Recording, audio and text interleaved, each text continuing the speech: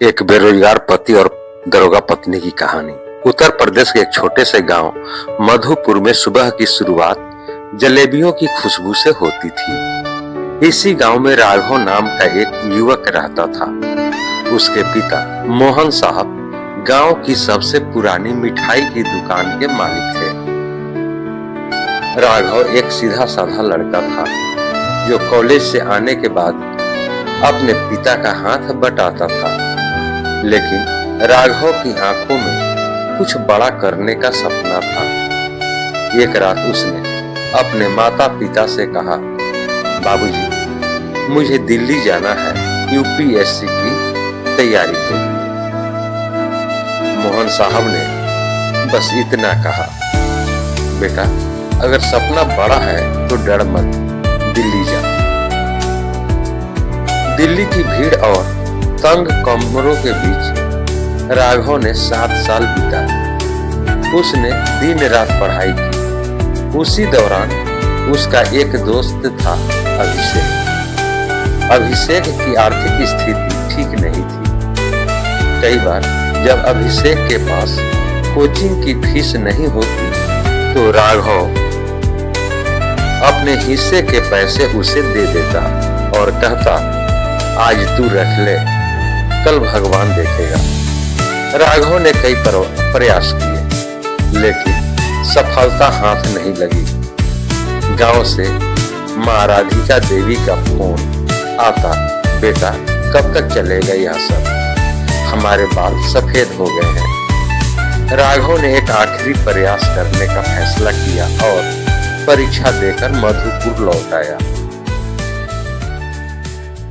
गांव लौटने पर राघव की शादी निधि नाम की लड़की से तय हुई। निधि भी सरकारी नौकरी की तैयारी कर रही थी।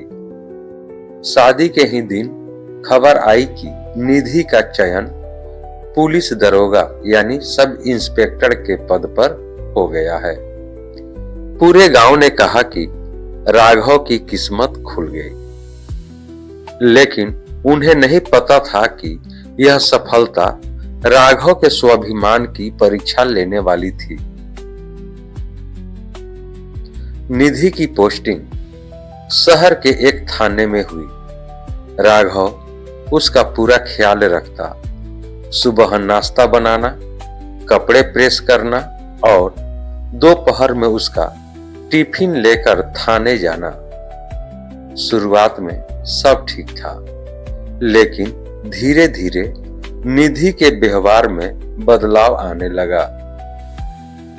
उसे अब राघव पति नहीं बल्कि अपनी शान में एक बोझ लगने लगा।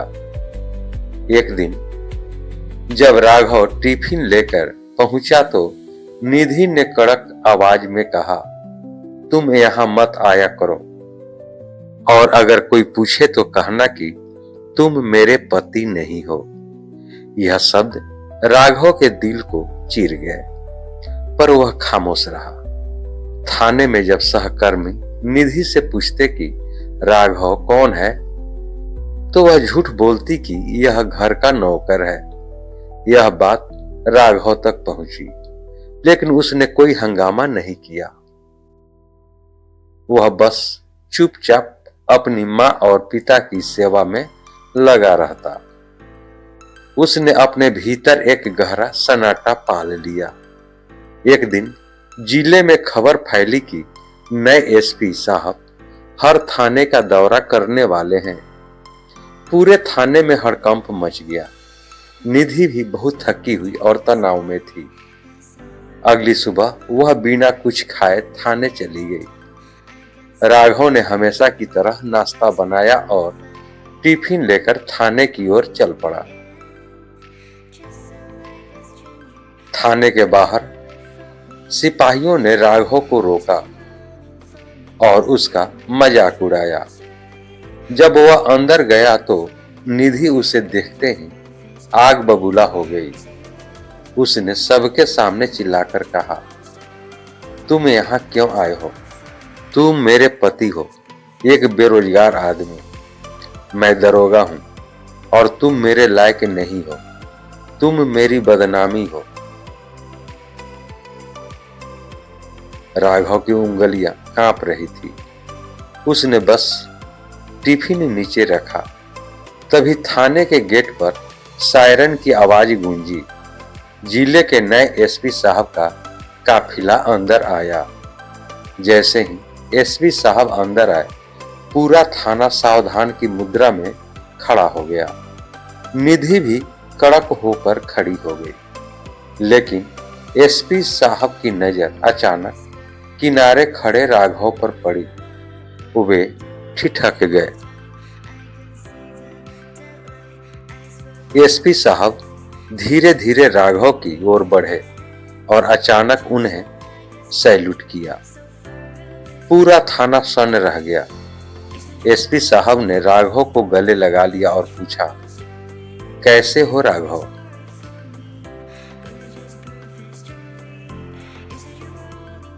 निधि के पैरों तले जमीन खिसक गई। एसपी साहब ने सबकी ओर मुड़कर कहा, आज अगर मैं इस कुर्सी पर बैठा हूं तो इसकी वजह यही इंसान है। जब मेरे पास फीस के पैसे नहीं थे, तब इस इंसान ने अपनी मेहनत की कमाई मुझे दी थी। पद इंसान को बड़ा नहीं बनाता, किरदार बनाता है। एसपी साहब ने निधि की ओर देखकर कहा, जिस इंसान को आप बेरोजगार कहकर अपमानित कर रही है, वह इस थाने में मौजूद सबसे बड़ा आदमी है। निधि की वर्दी आज उसे बोझ लगने लगी। उसे अपनी गलती का एहसास हुआ, लेकिन अब बहुत देर हो चुकी थी। तीसरे दिन राघव के घर यूपीएससी की एक चिट्ठी आई। राघव ने उसे पढ़ा और चुपचाप रख दिया। निधि ने कांपते हाथों से वह कागज देखा। राघव का चयन भारतीय प्रशासनिक सेवा में हो गया था। राघव अब अधिकारी बन चुका था। निधि रोते हुए उसके पैरों में गिर पड़ी। मुझे माफ कर दो, मैंने तुम्हें बहुत छोटा समझा। राघव ने बस इतना कहा, निधि, नौकरी इंसान को ऊंचा नहीं करती, संस्कार करते हैं।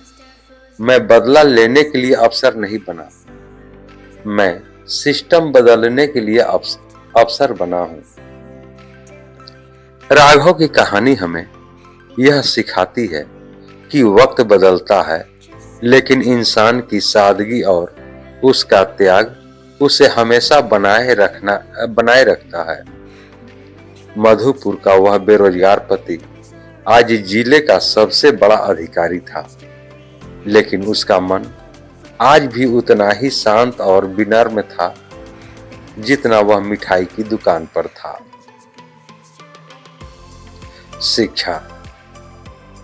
अहंकार इंसान के विवेक को खत्म कर देता है, जबकि धैर्य और परोपकार उसे सफलता के शिखर पर ले जाते हैं। दोस्तों, यह कहानी आपको कैसी लगी? कहानी को लाइक करें, शेयर करें। चैनल पर नए हैं तो चैनल को सब्सक्राइब कर लें, बेल आइकन का बटन दबा दें कि आपको इस तरह की कहानियां मिलती रहे।